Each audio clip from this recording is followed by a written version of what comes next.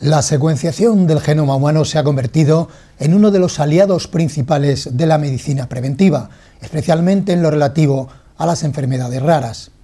Detectar enfermedades graves de origen genético es la misión principal de algunas empresas existentes en España que realizan este estudio personalizado. Para hablar de todo ello, contamos con Paulino Gómez Puertas, doctor en Bioquímica y Biología Molecular por la Universidad Autónoma de Madrid y científico titular del Consejo Superior de Investigaciones Científicas. Doctor Gómez Puertas, bienvenido a Tendencias 21 Televisión. Muchas gracias. ¿Cómo surgió la idea, cómo surge la idea de prestar este tipo de servicio a las personas que lo solicitan? Es una idea que era un clamor, sobre todo desde el punto de vista de la gente que sufre enfermedades raras y de sus familiares. Uno de los problemas principales que tienen los familiares, los padres, aquellos niños que nacen con una enfermedad cuyo diagnóstico es complicado y tiene origen genético, es que pasan varios años, normalmente desde que se descubre que el niño tiene algunos síntomas no convencionales hasta que se diagnostica correctamente la enfermedad. Y la idea es poder realizar en un solo análisis o el análisis completo o la secuenciación completa de todo el genoma, de una parte del genoma que se llama exoma o genoma médico y que permite diagnosticar de una sola vez una gran cantidad de enfermedades de origen genético, en torno a unas 5.000 aproximadamente. Y esa era la idea, poder facilitar a los padres la reducción de ese peregrinaje, del peregrinaje que son varios años, a veces hasta 10, en la búsqueda de un diagnóstico certero. Si he entendido bien, ese tipo de estudios se centran en una mínima parte del genoma, en el exoma humano. ¿Por qué? ¿Qué ventajas tiene centrarse solamente en este nicho del genoma? Sí, lo que se conoce como exoma o genoma médico es aproximadamente el 1% del genoma completo.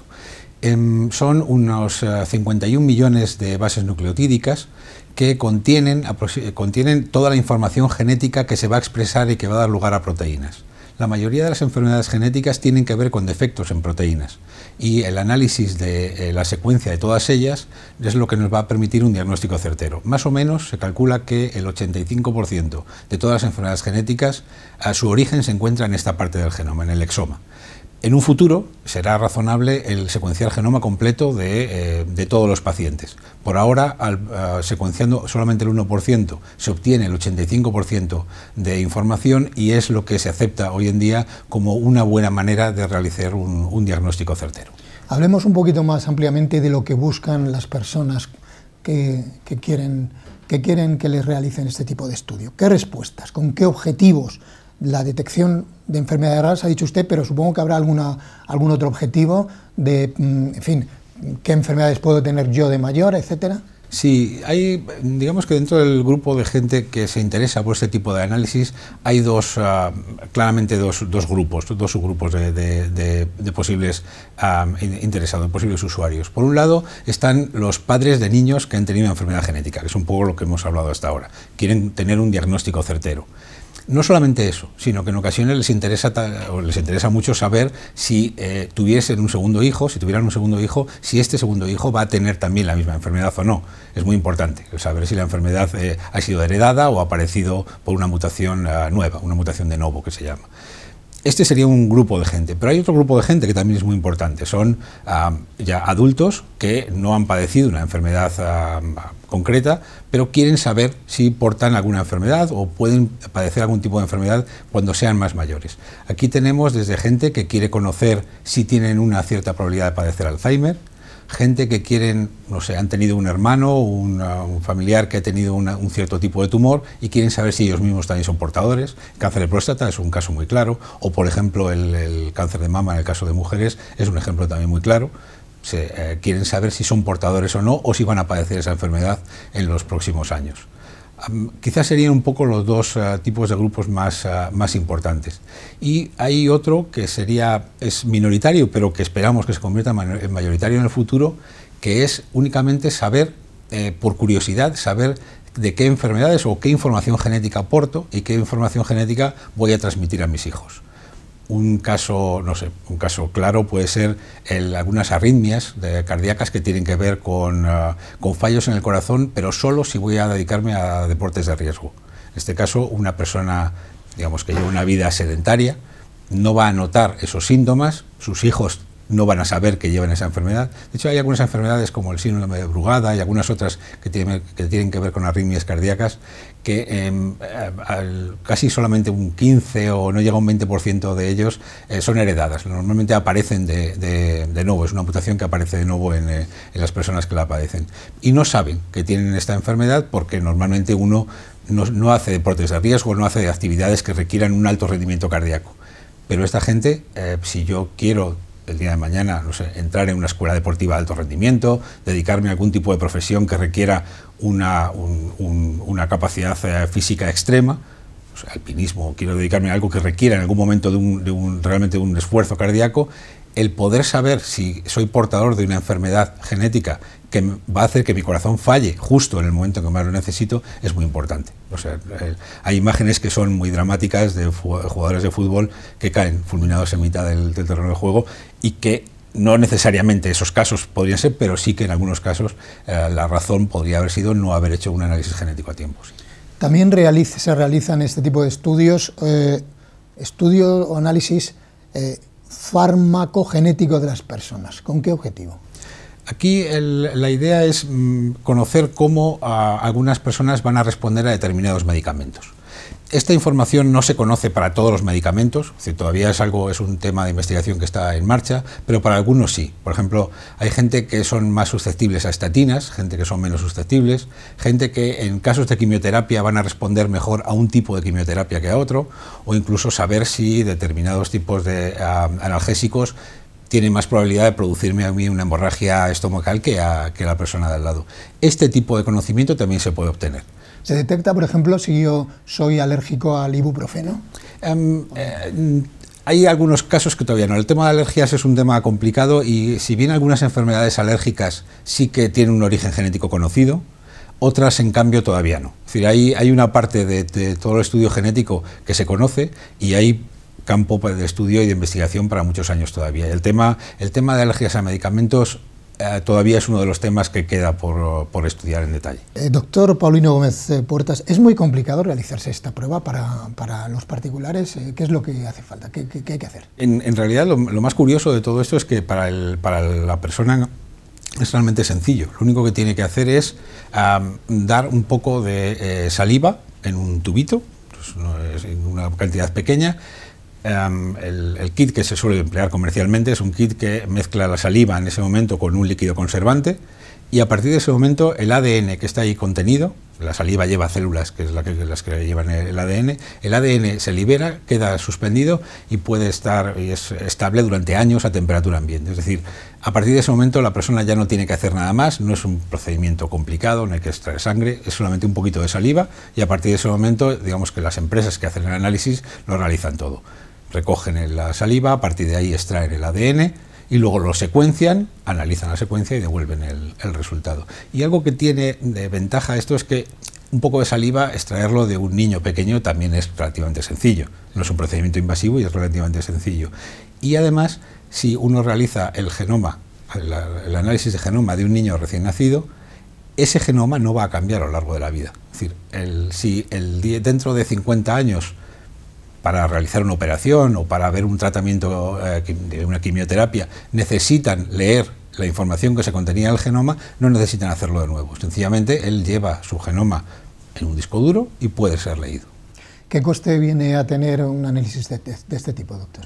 A partir Porque de... son empresas privadas que cuestan... ¿Cuánto cuesta? Sí, el coste no es muy alto. En realidad la ventaja, o sea, la razón por la que estas empresas hoy en día están empezando a aparecer y a proliferar, no solamente en España, sino en todo el mundo, es porque el coste se ha abaratado mucho. En el año 2000, cuando se secuenció el primer genoma humano, fueron millones y millones de dólares y de euros.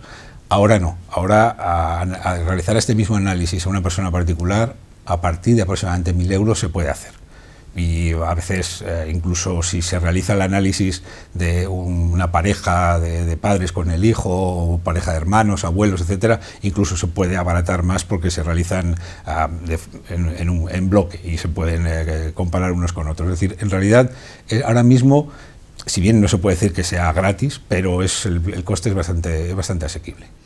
Hablemos de cuestiones éticas o digamos, que se alejan un poco de lo que es, digamos, el trabajo de un biólogo como usted. Por ejemplo, ¿piensa usted o piensan ustedes lo que puede cambiar en la vida a una persona, el conocer que es propensa a sufrir una enfermedad? Sí. ¿Cómo le puede afectar? Sí, es uno de los temas recurrentes cuando se habla de estos temas, sobre todo en la parte ética o bioética de todos estos análisis.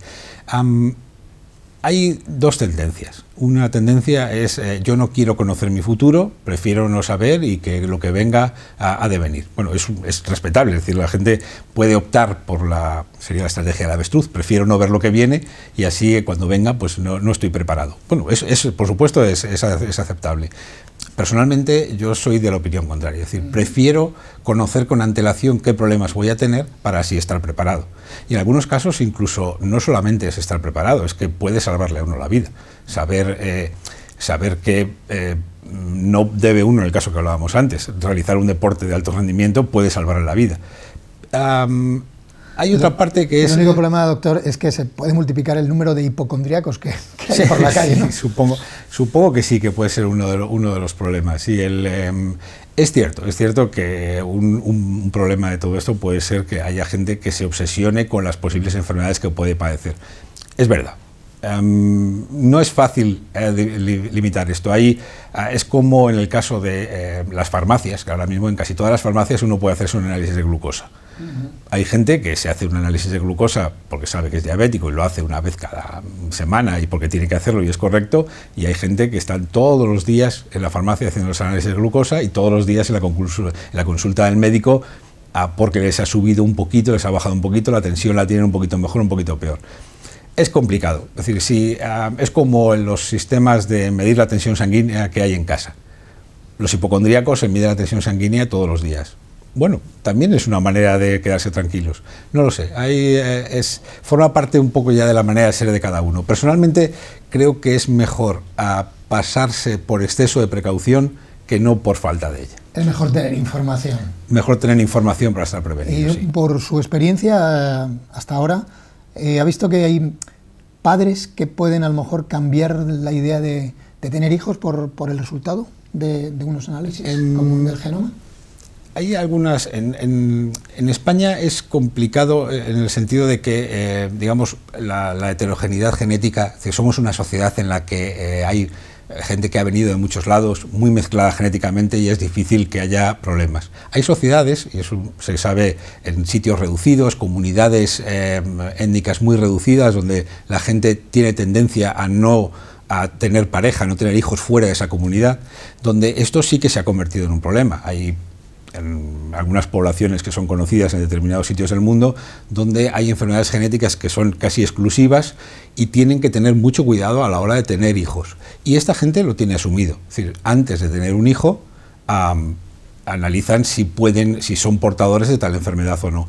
Y a veces deciden, bueno, pues no tenemos hijos nosotros, los adoptamos, que es una opción también muy razonable.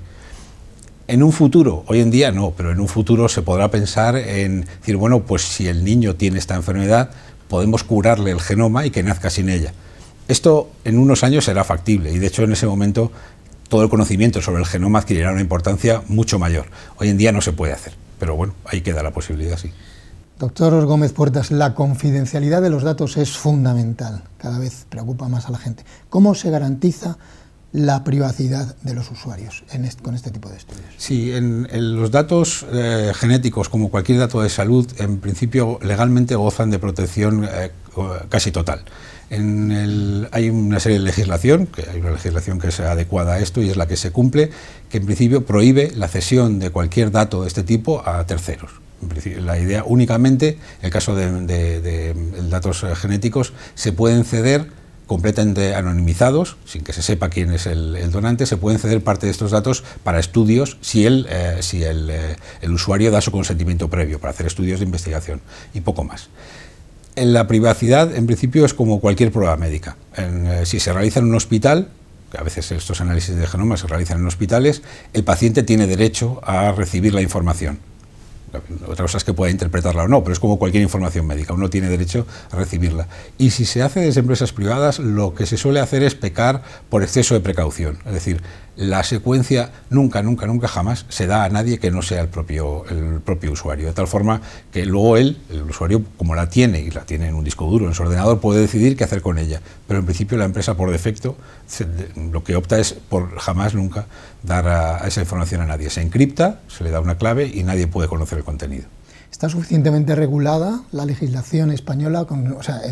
La secuenciación del genoma a la legislación española todavía queda mucho por hacer. La legislación es una legislación cambiante. En principio ha habido varias iniciativas, y de hecho hay ahora alguna en marcha para modificar un poquillo la legislación y adaptarla a los tiempos actuales. Hay que pensar que hace años las pruebas genéticas únicamente se pedían desde el ámbito de la medicina para una enfermedad en concreto, pero más que nada porque no era factible hacerlo de otra forma. Ahora que empieza a ser factible realizar pruebas genéticas a un coste razonable y de forma particular, la legislación tendrá que adaptarse. Podrá ser muy restrictiva, personalmente creo que no, porque iría en contra de la legislación mundial, pero al menos sí que regular, sobre todo lo importante es regular a quién se ceden esos datos y a quién no, que al final es un poco como cualquier tipo de información sensible. Uno puede decidir a quién le da la clave de su cuenta bancaria y a quién no, pues es lo mismo, uno debe decidir a quién le da la clave de su información genética y a quién no.